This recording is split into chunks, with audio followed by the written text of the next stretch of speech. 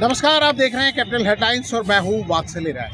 लोकसभा चुनाव की कवरेज करते हुए हम आप पहुंचे हैं उस शहर में जो महाराष्ट्र की सांस्कृतिक राजधानी कहलाती है।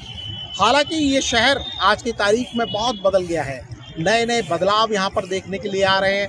विकास और प्रगति की एक नई गाथा ये शहर सुना रहा है। आज ये IT का हब है, ये ऑटोमोबाइल का हब है। यहाँ कई सारे कॉलेज हैं, कई सारे स्कूल्स हैं जिनका देश और दुनिया में नाम है। लेकिन किसी समय ये शहर भारत की सत्ता और शक्ति का केंद्र था।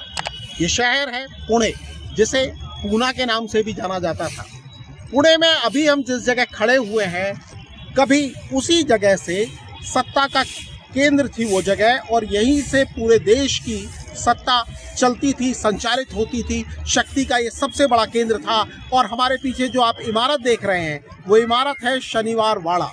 यहीं से लगभग 100 सालों तक भारतीय उपमहाद्वीप की सत्ता का संचालन होता था। और अब हम आपको दिखाने जा रहे हैं वो प्रतिमा जो बाजीराव पेशवा प्रथम की है, जिन्होंने ये शनिवार वाड़ा बनाया था।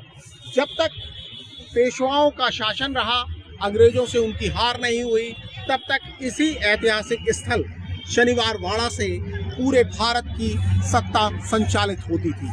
आज राजनीति काफ़ी बदल गई है, फिर भी पुणे की अहमियत कम नहीं हुई है।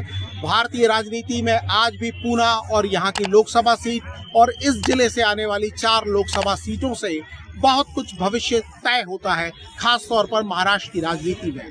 कि कुछ भटकती आत्माएं होती है, जिनकी इच्छाएं पूरी नहीं होती।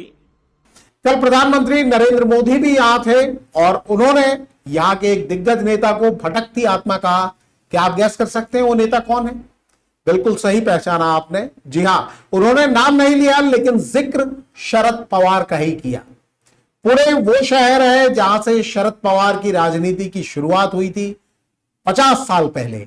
आजकल की बात नहीं, लेकिन आज भारतीय जनता पार्टी की महायुति, जिसमें शरद पवार के भतीजे अजीत पवार हैं और शिवसेना गुट से बाहर आए और आज महाराष्ट्र के मुख्यमंत्री बने शिंदे, एकनाथ शिंदे, जिन्होंने शिवसेना शिंदे गुट के जो मुखिया हैं और एक तरीके से महाराष्ट्र की राजनीति की सबसे बड़ी धुरी बन चुके हैं या मुख्य धुरी बन चुके हैं, वो नरेंद्र मोदी की भारतीय जनता पार्टी के साथ हैं। और इन तीनों पार्टियों के, भारतीय जनता पार्टी, पवार NCP और शिंदे की शिवसेना को मिलाकर जो गुट बना है, उसे महायुति का नाम दिया गया है। महाराष्ट्र में आप NDA शब्द नहीं सुनेंगे, यहां आप महायुति शब्द ज्यादा सुनेंगे। और दूसरी तरफ उनका मुकाबला है कांग्रेस, उद्धव ठाकरे की शिवसेना और शरद पवार की जो राष्ट्रवादी कांग्रेस पार्टी है, जो मुख्य राष्ट्रवादी कांग्रेस पार्टी किसी जमाने में थी, लेकिन आज चुनाव आयोग ने अजित पवार की जो पार्टी है उसी को मुख्य NCP माना हुआ है। तो ये गढ़ जो है शरद पवार का, यहां से शरद पवार को सबसे बड़ी चुनौती मिल रही है। पुणे सीट की अगर हम बात करें तो यहां पर 2014 के बाद से ही नरेंद्र मोदी की जब लहर आई, प्रधानमंत्री पद के वो उम्मीदवार थे, तब से ही भारतीय जनता पार्टी के उम्मीदवार जीतते रहे हैं। इस बार भारतीय जनता पार्टी ने अपना उम्मीदवार बदला है और मुरलीधर मोहोल को मैदान में उतारा है और उनका मुकाबला रविंद्र धांगेकर से है, जो कि कांग्रेस के उम्मीदवार हैं। और तीसरे उम्मीदवार यहां हैं वसंत मोरे, जो मुकाबले को त्रिकोणीय बना रहे हैं। लेकिन पुणे सीट से ज्यादा चर्चा इस बार हो रही है बारामती की, और उसकी भी एक खास वजह है।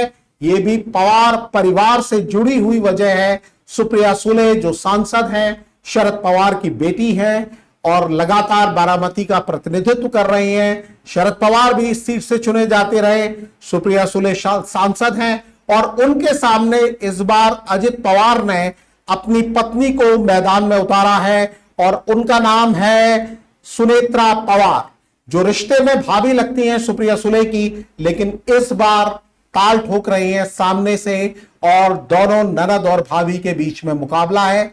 ये गढ़ है शरद पवार का। अजीत पवार अपने चाचा को उनके गढ़ में ही घेरने की कोशिश में है। प्रधानमंत्री नरेंद्र मोदी भी कल जब पुणे में आए तो उन्होंने सबसे ज्यादा निशाना शरद पवार के ऊपर ही साधा और शरद पवार की साख की लड़ाई है। लेकिन सुनेत्रा जो अजीत पवार की पत्नी है, उनका कहना है कि घड़ी वही है लेकिन अब वक्त बदल गया है। यानी उनका यह कहना है कि शरद पवार की जगह वक्त अब नरेंद्र मोदी का आ गया है। वहीं सुप्रिया सुले, उनको भी उम्मीद है कि एनसीपी के जो प्रतिबद्ध कार्यकर्ता और वोटर हैं वो एक बार फिर शरद पवार के साथ जाएंगे और उन्हें चुनेंगे। इस तरह से ये लड़ाई यहां पर बहुत दिलचस्प हो गई है। 7 मई को बारामती में वोटिंग होनी है, पुणे में 13 मई को चुनाव होगा। देखना दिलचस्प होगा कि यहां पर किस गुट को, यानी किस समूह को, किस गठबंधन को जीत मिलती है।